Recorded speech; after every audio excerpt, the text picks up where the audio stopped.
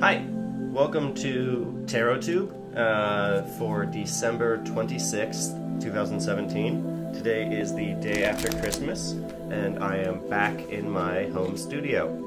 On that subject, I'd like to talk about home. Home is very important to me. You know, I feel most comfortable when I am home, as I imagine a lot of people do. And so now that I'm home, I'd like to talk about that. I'm back in the studio, so you've got the exciting aurora in the background. In case you're wondering where that comes from, that is from the naturerelaxation.com. I'll go ahead and link to that in the comments afterwards, so you can find out where to get that. So anyways, today I'm going to be using a very special treat deck. This is the Animal Tarot deck. You see there's a big little kitten king on the back of that card. They're all very cute.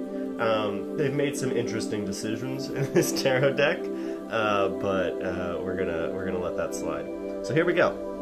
As always, I'm doing a clarifying spread, and there are no reverses, in particular because on this deck you would know if it was reversed when pulling from the top. Okay, so here we go. Ace of Winter. This is one of the things that they've done differently. For all of the minor arcana, they use seasons instead of the normal suits. Winter refers to swords, autumn refers to pentacles, and the major arcana sometimes have different names as well. Okay, so they also have descriptions on the bottom, which I will not necessarily be using. Okay, so down here on the bottom, so Five of Autumn. Five of Autumn is all about, this is equivalent of Five of Pentacles in the traditional Rider-Waite.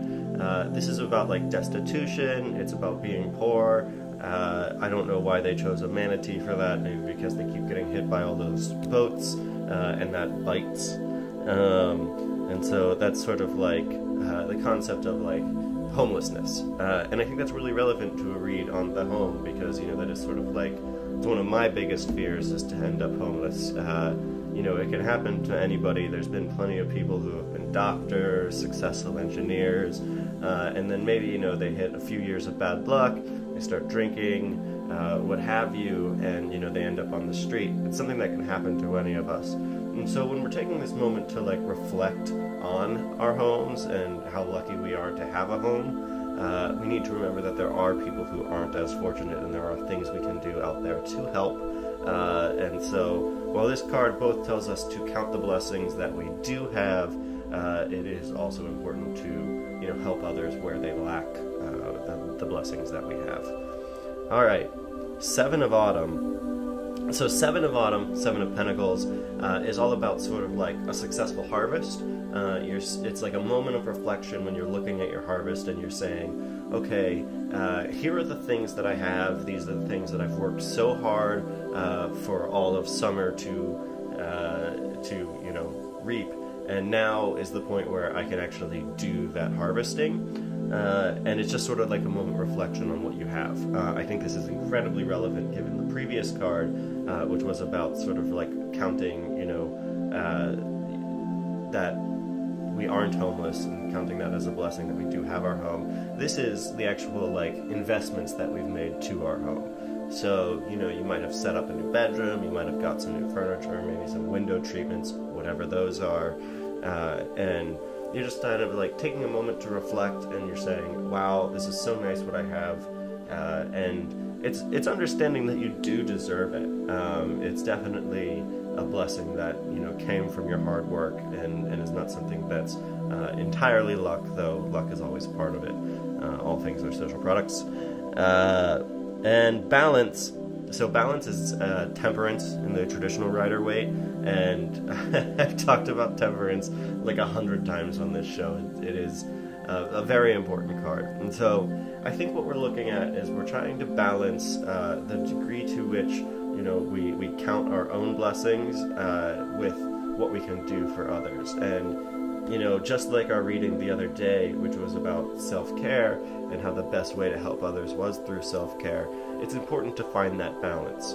You know, I'm not saying, you know, bring somebody into your home who you don't know, I'm not saying to, make substantial life changes, but, strike that appropriate balance and find a place where you can be more emotionally centered. And on the subject of remaining not homeless, avoid the bottle a little bit.